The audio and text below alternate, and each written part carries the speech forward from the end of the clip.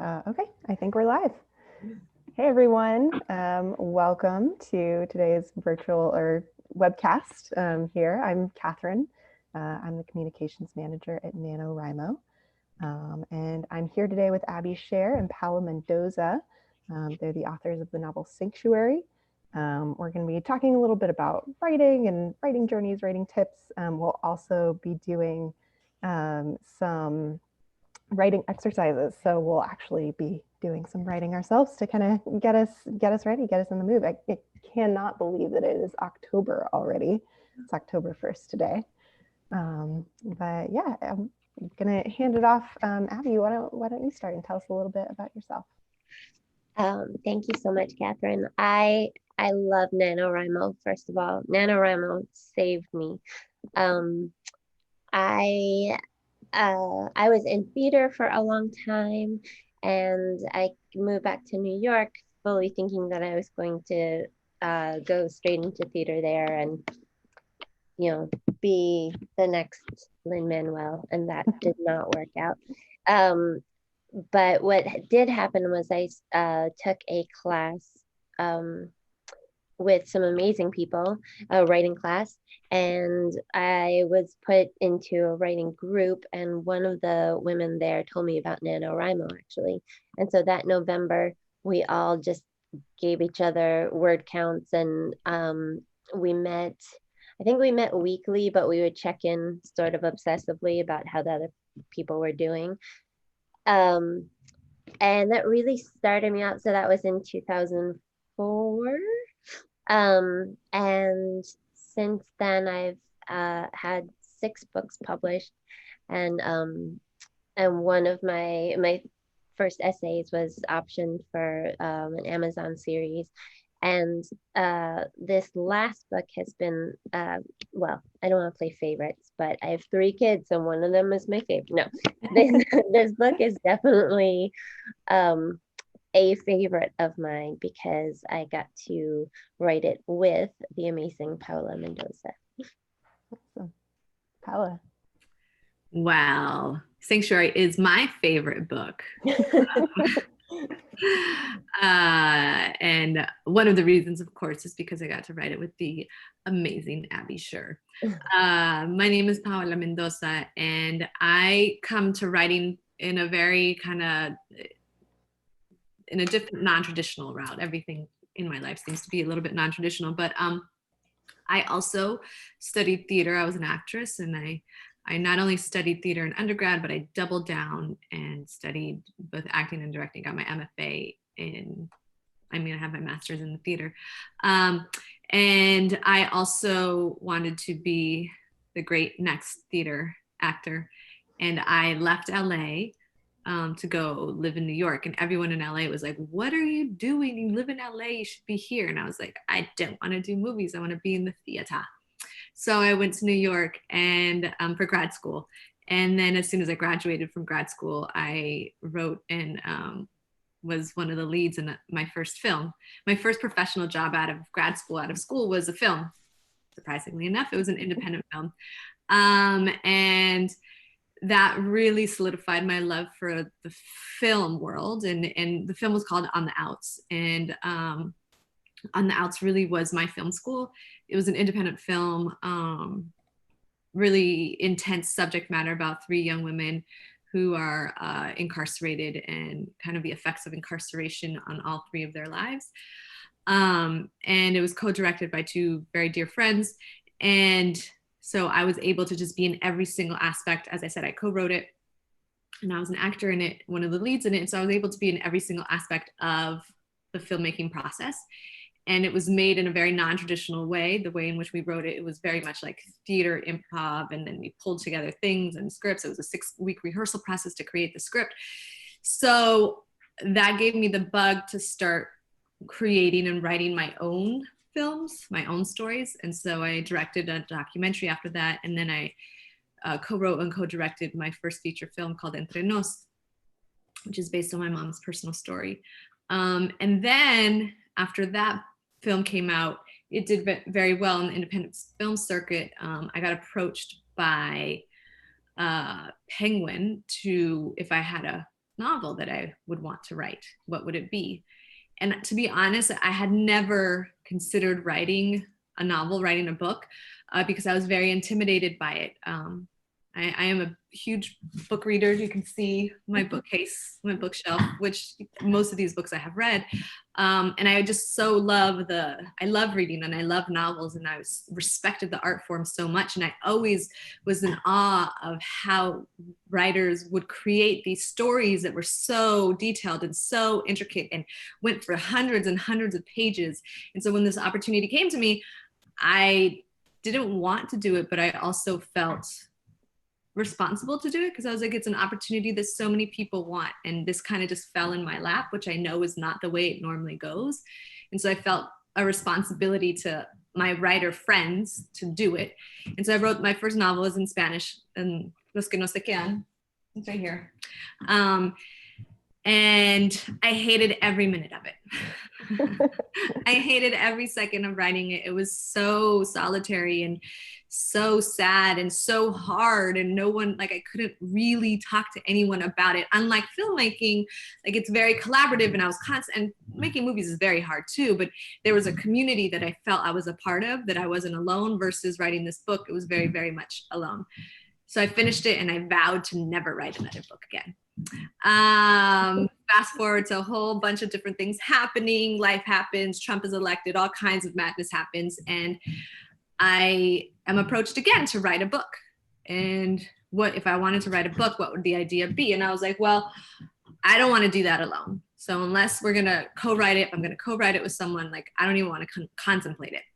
And then my agent, which is Abby's agent as well, she was like, oh no, you could do that, you could co-write it with someone. And I was like, okay, let's start this process. So I imagined the inceptions of the world of Sanctuary and what the story would be, and then I interviewed a bunch of writers, and then I fell in love with Abby.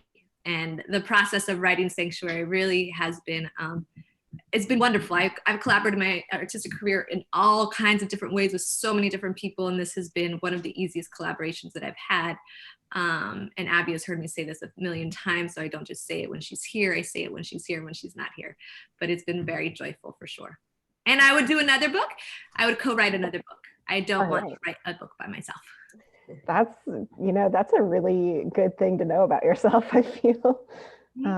And that's so interesting too. I mean, first of all, I love that you both kind of have a theater background. Looks like we got a couple of other theater people in the chat here. Amelia says, I love how many of us theater kids naturally fall into writing. Somebody else has an audition coming up, sounds like, so that's exciting. That was actually what I found. One of the reasons I think I started writing was because it's something I could do no matter what anybody said to me at an audition. Like, it didn't matter what my nose looked like. It didn't matter if I always had to have a notebook with me at auditions too, because sitting in that waiting room was just brutal, and senseless to me. And if I had a journal with me, then I felt like I didn't need to sit in the muck of it alone. That's fantastic. I would love for you both to talk a little bit more about kind of what the process and experience of co-writing a novel was, because I know it's something that's really interesting to a lot of people, but also something that's really scary to a lot of people sometimes. So I wonder if you could just kind of, I know, Paola, you kind of mentioned how it came together, but like, while you were writing, did you write different sections or trade off, or I don't know, how did that work? I'm curious. Abby, you want to go? I'll start us off. This was, if you can remember, this was before COVID. So we were in a single room together, and we had a huge whiteboard, and we mapped out sort of the beginning of this character and her journey. And that was really fun. I think we did that for like 2 days straight, honestly. Plotting all these different, it looked like one of those things from Law and Order, where it was like she could go this way or this way or this way, and if she met this person over here, and we had to do that a lot because it's dystopian in the sense, well, I mean, now it's not even that dystopian, but it does take place in 2032. So we had to do a lot of where we want her to be, and then mapping how she got there in terms of what America could do to get there. And then after we spent about 2 days doing that, then we each sort of took some time to write a draft and then share it with each other. And I think we did it in like 5 or 6 chapters chunks. And then we would share, and Google Docs was really, really helpful for that, because then we could each have a version and kind of combine them. And we did that a bunch of times until we had a full draft. Yeah, and I would add that if you hear some little nine back here, it's my dog, my little puppy, my Corona puppy, who I'm trying to get him to not chew on the thing that he's chewing on. But that's what life is like in Corona. Life just happens when you're working. Yep. So we are all that guy with the baby in the back while he's like on the news. Remember that? That was hilarious. Now it happens to us every day. So yeah, I would add, it was a very fast process. I think from the moment Abby and I first started writing to turning in our final draft, it was maybe 14 months, 15 months. And we turned in 3 drafts, I believe. One of which was like basically a total rewrite. So it was very, very fast. So I also knew, and like, if in order for this, because when we were going around pitching to publishers, we were both very clear that we wanted this book to come out before the presidential election. So for those that don't know, because we didn't actually say what Sanctuary is about, Sanctuary takes place in 2032, and it is about a 16-year-old undocumented girl who lives in Maine, and the federal government sends out deportation force to round up all of the undocumented immigrants. Everybody in the United States is chipped on their wrist, and undocumented immigrants have fake chips that malfunction quite often. So there's an uprising on the southern border between Mexico and the United States. The wall has already been built, and there's a big uprising, and that forces the federal government to send out their troops to round up undocumented immigrants. And in the meantime, California secedes from the Union and says, all immigrants are welcome here. And so our main character, Valley, she lives in Vermont. She has to get from Vermont to California in order to live in safety with her family. So that's the gist of the story. Mm-hmm. So because it was so based on immigration, and we knew that immigration was going to be such an important issue in this presidential election, we wanted it to be part of the cultural conversation. And so we were like, it has to come out in August, September 2020.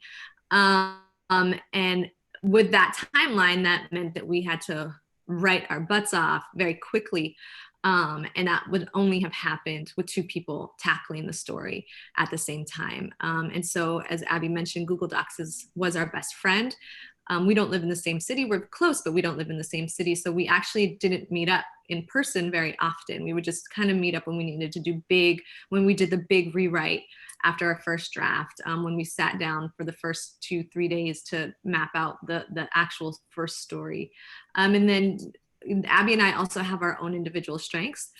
As Abby likes to say, my brain is very much focused on the plot of the book, of where we're going and what's happening. And because I've worked in immigration for so long, as an artist and as an advocate, I understand the intricacies of immigration and mapping out imagining where our current immigration policy could get to in 2032, and understanding the whole scope of the political scope of the United States. And Abby, really her strength is character, and really digging into character and how they fill into the plot and figure into the plot. And so we each kind of understood our roles and allowed ourselves to flourish in those roles as well, without really ever discussing it. Just kind of like we naturally just kind of went to what we were strongest with.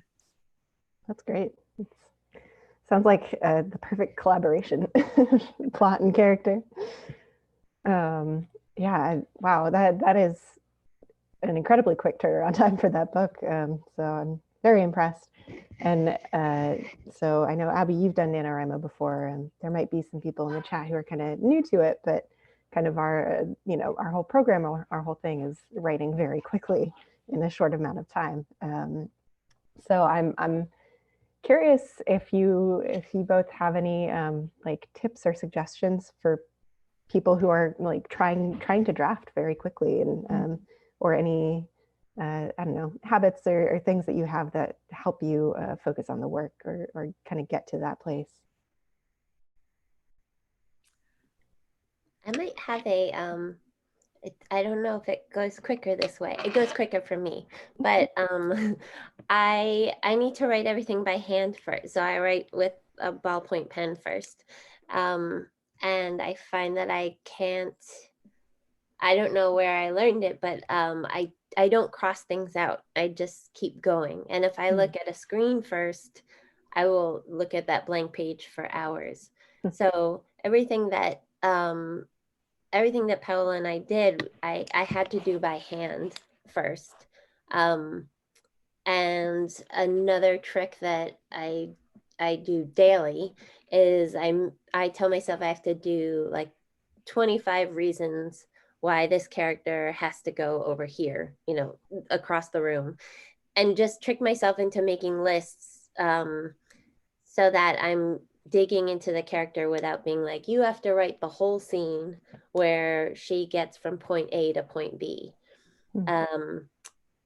It just seems too daunting to me, I think, in some ways. But I wind up churning out more because I'm digging into a list. Always go quickly for me. That's great. I will say that I did this more when I was writing my first book, but I had a daily word count that I had to hit for the book. So I had a Post-it note. I write on my computer. I had a Post-it note on the bottom of my computer, and whatever the word count was, 1,000, 15, 2,000, depending on deadlines, like I would go until that word count was hit. And then I would go back and re-edit and look and think, and then I could go back and contemplate the rest of the things that I had written before. And that just kept me on track to, when you're having to write 70,000 words, which is an average novel, it's overwhelming and daunting, at least for me, to think about it in that way. So I just like to focus on the everyday goal, to make sure to accomplish that. And then the other thing that I do quite often, and this is not just for writing books, but this is when I'm making movies, when I'm writing a script, when I'm doing any other thing that I'm doing creatively, there will inevitably come a time where you are stuck, where you get to a point in your story, a conflict in your story that you can't get out of, that it's not believable, it's too convenient, the choices that you've made are corny, like whatever the litany of things that could be bad are happening, and they always happen. And sometimes the answer comes right away and how to fix it. And that when, like, at least I do, I know when an idea is a good idea to try and resolve a problem. And sometimes the problem can't be resolved right then and there. And instead of like banging my head, I'm trying to figure out this thing of how Valley's our main character, gets from Sutler, Oklahoma to Arizona in a realistic way. We would just put it away, and I just put it away. I don't think about it. And inevitably, for me, where it happens, it's two places. One, in the shower. I'll take very long showers, which is not good for the environment. I know, I'm very sorry. But I will take very long showers, or I'll take a walk. And just a meandering walk, just walk. And I'll be thinking about things, and then the idea will just come. So, and maybe that's not the correct idea, but it's just a step in the right direction to get us to get you to where you need to go to resolve the issue that you're dealing with. And I think that that's really important. And secondly, or thirdly, I guess I'm on the third thing now, is I always fantasize with the dream that my first draft is going to be perfect. And I've been, writing professionally in some capacity for the past 15 years now. And I've written a lot of things, and never, ever has my first draft been great. And yet every single time I turn something in for the first time, I'm like, this is the time when my first draft is just going to be a masterpiece. So I also think that we need to relieve ourselves from thinking that because our first draft ultimately is shit, the rest of it will be shit. Like, it's okay, at least I tell myself that, to turn in a really bad. If you all would have seen the first draft of Sanctuary to where we got to, it is two different books with the lead character, the central characters, protagonist characters' names are the only thing that is the same. Wow. Really, honestly, like, it is so drastically different. And that has been my experience as a writer in everything that I've ever written. That might be that I'm just a shit writer, but I actually think it's more so just the regular process of writing. Oh, that's so real. I know. As soon as you said, "Oh, this time is going to be when the first draft is perfect," I felt that. I was like, "Oh, yep." I also have that. Oh man. Yeah, I loved a trick that you taught me, Paola, where we would say, this is the bad version. And even if it was like just a sentence, this is the bad version of the idea. And then we would just say the bad version to each other, or this is the cornball version or whatever. So this is not what it is, but I need someone to hear where I'm going with this thought so that they can add on to it. So, I mean, another reason why I love collaborating with Paola is because we could voice those, and the other one's not going to be like, that really is a bad idea. But but if you're not collaborating, I also do think it's really important to say it out loud, or to not the whole thing. You don't have to read the whole draft to someone every day, but like, I'm stuck going from Oklahoma to Arizona. Here's the bad version of how it would go. And then even saying it out loud sort of starts the editing process or the idea process going. Yeah, definitely. There's some people in the chat too who are saying some of the things that they do. Ashley Porter says, I write my outlines, brainstorming, and character profiles by hand and then transfer them into text. So kind of what you said, Abby. The actual writing that I do is on the PC. I type much faster than I write. I used to be also a hand to writer, but I just type so much faster that I had to stop doing that because I was taking so long with my first draft that I would never get anything done. A couple of other people are saying that going for walks also helps them. Bethany says that they use a pen so they can't erase what they write.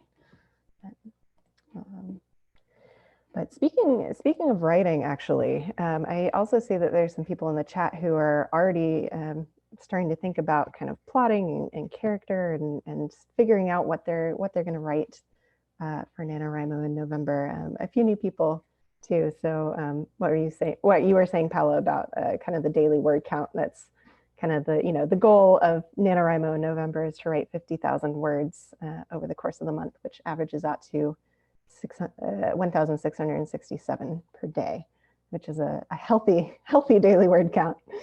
And it can, one of the things that I found is that it can help to kind of be prepared going into it a little bit, to have some stuff to jump off of and to have those ideas. So I was thinking today that we could do just a couple of short actual writing exercises. You guys have some prompts that you would want to share with us, and we can all write together for a little while. And then at the end, for people who are watching, people in the chat, if you want to drop your questions in the chat, at the end we'll come back to it and we'll ask Abby and Paola your questions. So yeah, why don't we take a little writing break here. I don't know if either of you has a prompt that you want to share. Abby, take it away. I'll steal one from one of my favorite writers, Salika Jawad. And how does she phrase it? Well, look around wherever you are, whatever space you are right now, and pick an inanimate object in your vicinity, whether it's a plant or a picture frame or a lamp. And then for the next 3 minutes, I don't know. I don't know how long you went. Yeah, we can do 3 minutes. I want you to challenge you to write as that object looking out at the world. Oh, I love that. I love that prompt. Actually, let's see. I'm going to do 5 minutes just because I'm like, ooh, I just want to know what a picture frame thinks about about the world. But Right. Okay, great. Thank you so much for that prompt. Let's see. We'll get in the timer here. I'll set a timer for 5 minutes. If this prompt doesn't work for you, you don't have to use it. But setting a timer and just writing for a set amount of time, even if your brain goes all over the place, can be really helpful of just kind of discovering what you want to write about. So 5 minutes, if you want to use Abby's prompt, it's to pick an inanimate object in the room around you and write from its perspective. So let's go ahead and let's start now.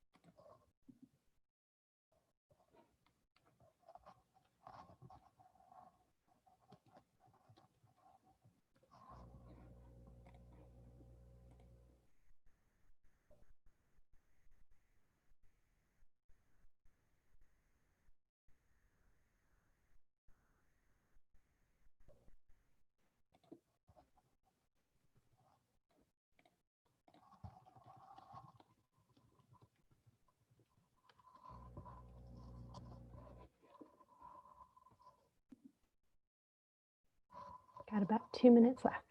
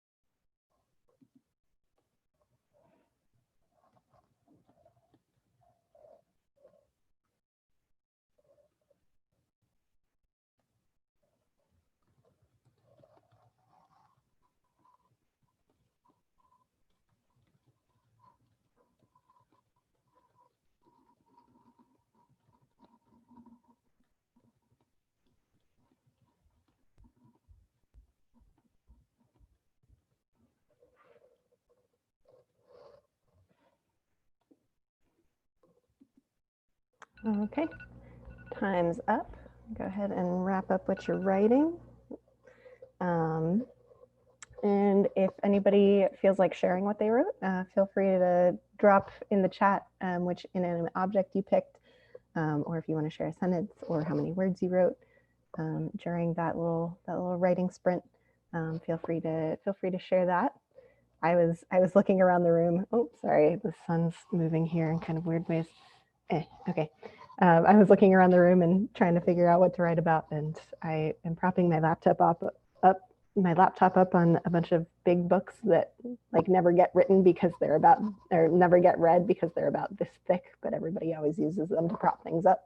So that's what I chose. Thank you for that prompt, Abby. That was a lot of fun. Just a reminder to people as well, if they have questions for Abby or Paola, to drop them in the chat. Oh, somebody said, I wrote from the point of view of my fitness band, and it's kind of wondering why I never actually do any exercise. Ashley said, I wrote about the very sad life of a fan with a dying motor coming to terms with its own mortality. These are so great. I love that. I know. These are top-notch characters right here. Somebody wrote from the point of view of a Clorox wipes bottle. These are gold. Man, thank you all for sharing what you've been writing about. Paola, do you have a prompt that you would want to share with us?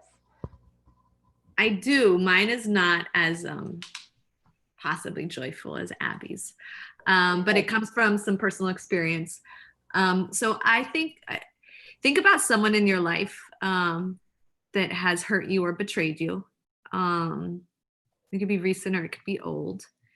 And write from their point of view, trying to explain why they did what they did from their point of view. A brief story is my first screenplay deals with the very issue of that. My father abandoned my mother and I when we first arrived to this country, and I had to, for the first time in my adult life, not see him as a monster, but really see him as a human being, because I had to write from his point of view. And I realized at the age of 29 that he was ultimately not a monster, that he was just a flawed, weak, sad man. But I could only get there by having to write from his point of view. So just think about something. It doesn't have to be as dire as that, as someone abandoning you, but some sort of betrayal and why they did that from their point of view. An incredible prompt. Thank you so much for sharing. Yeah, so let's give this one 5 minutes as well. So again, if this prompt doesn't work for you, if you don't want to use it, feel free to write something else, but I think it's a fabulous prompt. So we're going to write again for 5 minutes, starting now.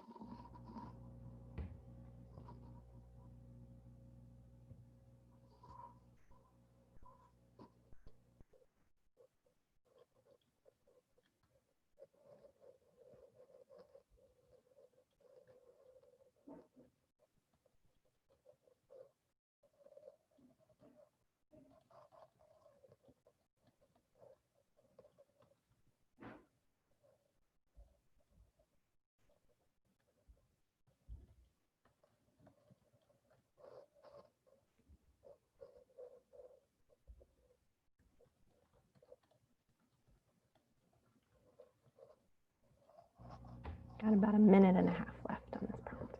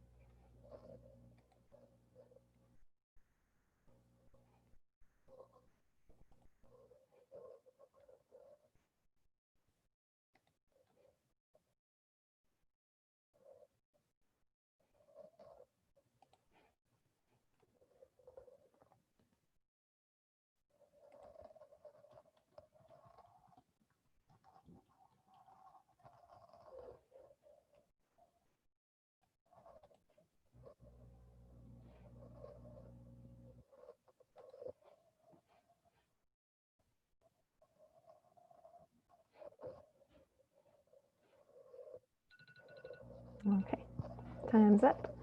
Go ahead and wrap up what you're writing. This is obviously a more personal prompt, so you don't feel like you have to put what you wrote in the comments. But I did want to call this one out by Julian Wetz that says, I think this prompt may lead me to what I'll write for NaNowrimo this year. So that's fantastic. I'm so glad that we're helping you figure out what you want to write about. We've got a couple of questions coming into the chat. So let's see. One of them is from Melanie Rose and asks, how many drafts do you usually need to do before you pitch a novel?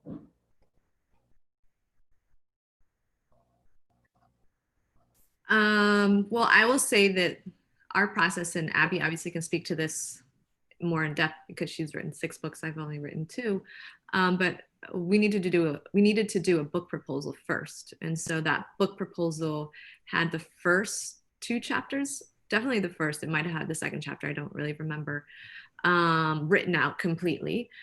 And we worked on that first 2 chapters quite a bit, though that first chapter is very different in the book proposal than what we ended up with in our final book.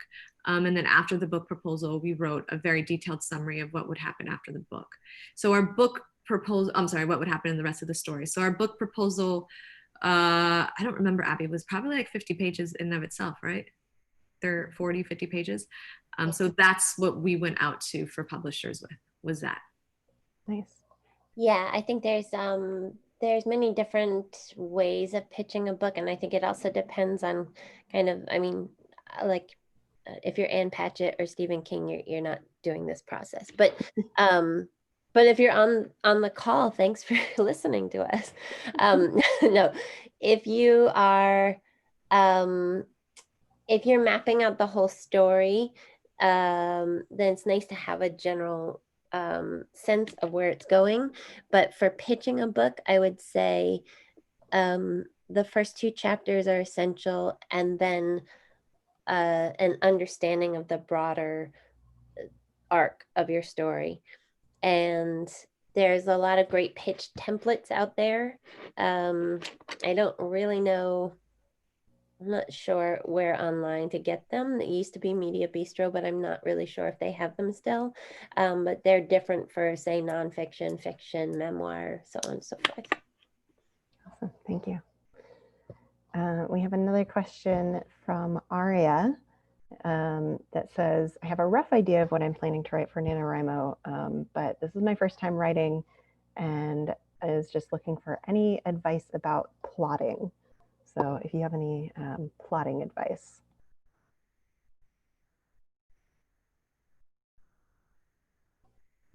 I know it's a very broad question, but again, I will say lists. I would say make a list, one day, sit down and 50 things that could happen to this character. And even if you get no ideas that you like out of it, then the next day you do 50 more. And usually it's how I get something started. Mm-hmm. You know, I come from it around what is it that I want to say, right? Like, what is the story trying to tell the world? My work is very, very, very political and unapologetically so, but I don't make propaganda. I strive to make nuanced, heartfelt stories, but that are definitely unapologetic in their political stance. So I understand that might not be the process for everyone. What is the thing that you're trying to say? But to that point, I think, what's the story that you want to tell? To be able to answer that question very succinctly, and then the plot should stem from that. That's great. Thank you. We have another question from Elizabeth. It says, I've been told that for a new writer to get published, they need a media following already. Is that true? And if so, how does someone begin that process? I think so. Media following, I would imagine we're talking about a social media following. Yeah, I would assume. Yeah, I don't think that that's true at all. I've had a smaller social media following and a larger social media following, and I don't think it really influenced that much.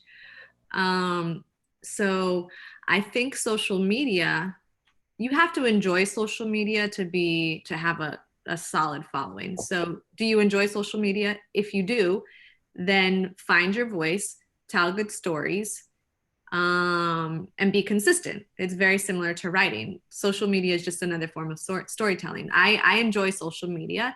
I do it often, maybe too much, but I look at it from a form of storytelling. It's just a different way in which to tell stories.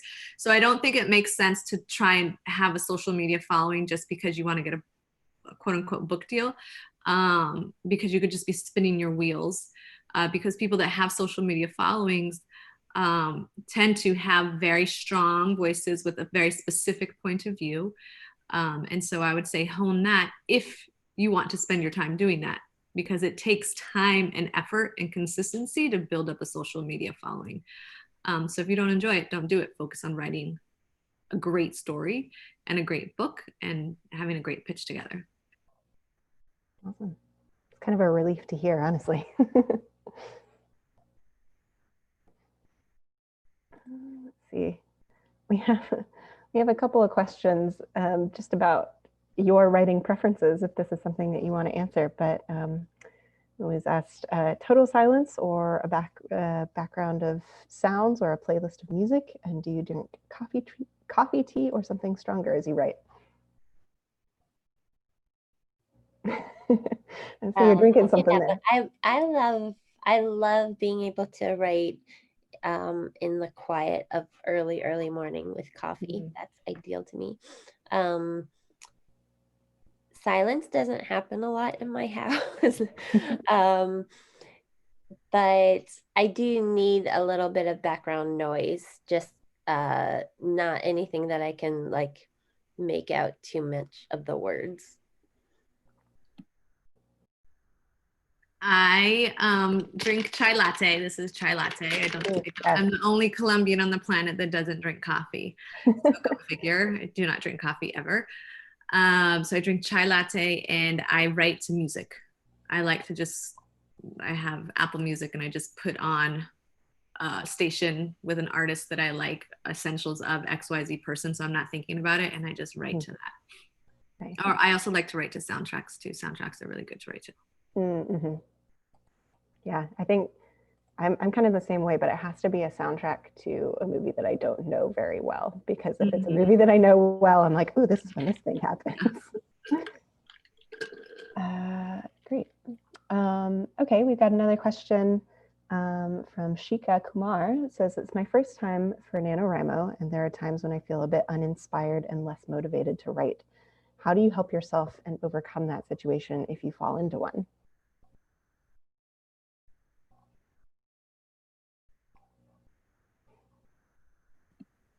I think this is where, at least for me, I think this is where routine can really help. So like, imagine that you're just clocking out, whether it's at your notebook or your computer screen. It doesn't matter what dribble is coming out at all.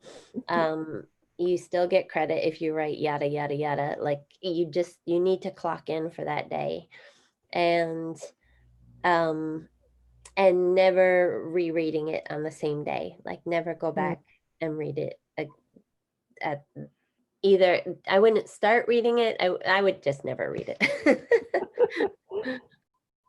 Yeah, I would say that writing is a discipline. And so the best writers are the most disciplined writers. So just the same, and when you're working out or when you need to work out, you're like, oh, I don't want to work out. I don't want to work out. I know I'm going to feel better at the end if I work out, but the excuses around working out. But in order to stay healthy, you need to work out, right? So I think writing is the same thing. We just need to be disciplined to write. Persistence is very important. And we can't only write when we are inspired, because that means we would rarely ever write. And I firmly believe as an artist, this has been my own self-care that I fell into very early on as an artist. I don't believe that as artists, we need to be tortured and suffering in order to create art. So I don't wait for those moments or I don't believe that that's where my best art is. So I also don't wait for myself to be inspired. Of course, there's moments of inspiration, of pain, of excitement, of whatever, that it makes it easier at that moment to get it out of you. But those moments are too few in between, that if you want to be a writer, you can't only wait for those moments. You have to write in between those moments. And that is where like the real writing happens, is in between your inspired moments. Awesome. Thank you. That's great advice.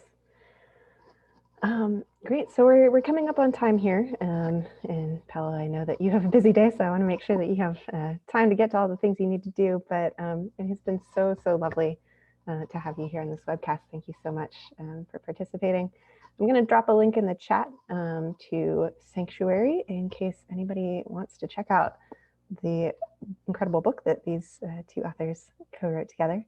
And I'm also going to remind people, if you haven't yet, to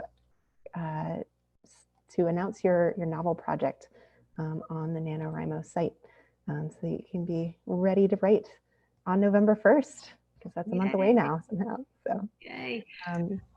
Yeah. Any other last words? Yeah, I'm going to bounce rather quickly, but I do want to say the one thing. I talk a lot, so clearly, I'm sorry.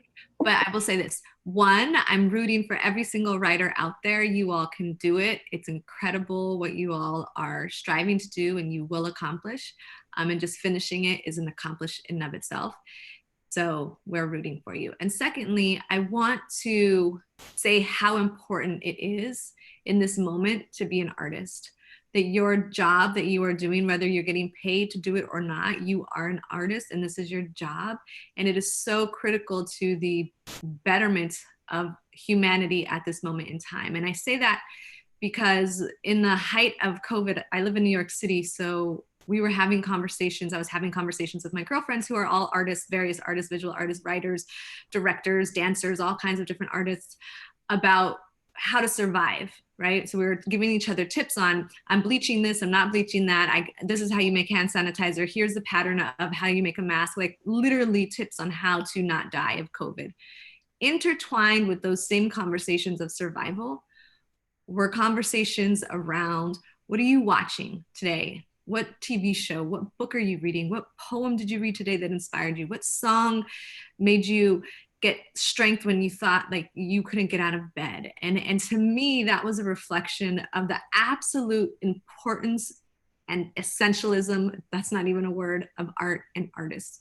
Because not only were we just trying to talk about how to survive a plague, but we were also trying to talk about how we survive intact with our heart. How does art keep us going forward during what most likely was the most scariest and uncertain time for all of us, to be in the middle of a pandemic? And so that in of itself, to me, proved, and it's been proven time and time again, how incredibly important, foundational, and valuable it is to be an artist, and the work that we do is so critical to the betterment of our society.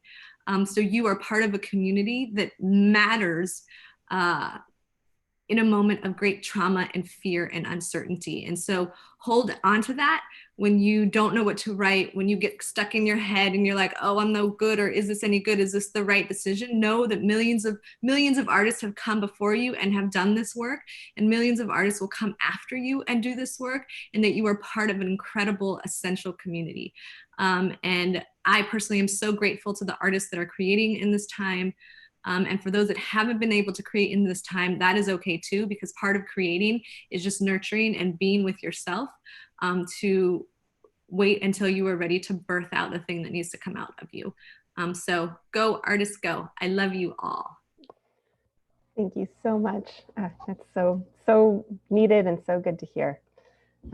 So once again, thank you for joining. I hope you have a great rest of your day. Thank you so much. Yeah. Bye.